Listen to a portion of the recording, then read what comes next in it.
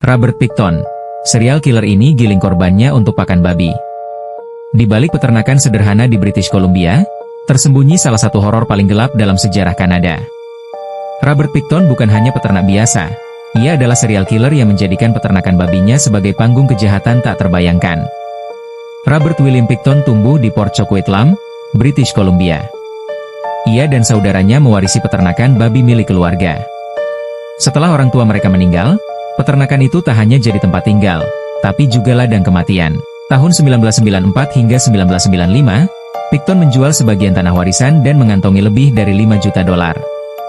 Ia mendirikan yayasan amal fiktif, yang jadi kedok untuk mengundang korban ke pesta di peternakan. Sasarannya perempuan, terutama pekerja seks dari Downtown East Side, Vancouver. Salah satu korban selamat, Wendy Lynn Esteter, hampir dibunuh Pickton pada 1997. Ia sempat ditikam, tapi berhasil kabur dan bersaksi di pengadilan. Sayangnya, kasus itu dibatalkan. Hakim meragukan kredibilitasnya karena latar belakangnya sebagai pecandu. Di celah inilah yang menjadi awal dari rangkaian dimulainya kekejaman itu. Sebenarnya Pickton dikenal pendiam dan canggung. Ia sering menjemput korban dengan mobil, mengajak mereka ke pesta, lalu mengurung, menyiksa, dan membunuh mereka dengan cara yang brutal. Tapi bagian paling mengerikan dari semua ini justru datang setelah korbannya sudah tewas. Jasad para korban dibawa ke rumah jagal miliknya. Di sana, tubuh mereka dipotong-potong seperti hewan sembelihan. Dagingnya diproses jadi sosis. Beberapa disajikan di pesta, bahkan ada dugaan, lemak korban diolah jadi gelatin untuk produk kecantikan. Kengerian ini bukan rumor, melainkan bagian dari barang bukti.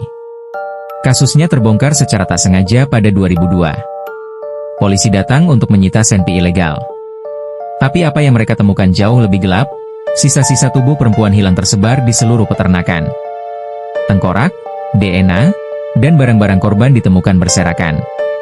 Di dalam penjara, seorang polisi menyamar sebagai tahanan. Dari situlah, Pickton akhirnya mengaku telah membunuh 49 perempuan, dan bahkan ia menyesal tak mencapai angka 50. Tahun 2007, ia dijatuhi hukuman penjara seumur hidup. Tapi luka bagi keluarga korban, dan cacatnya sistem hukum tak akan pernah hilang.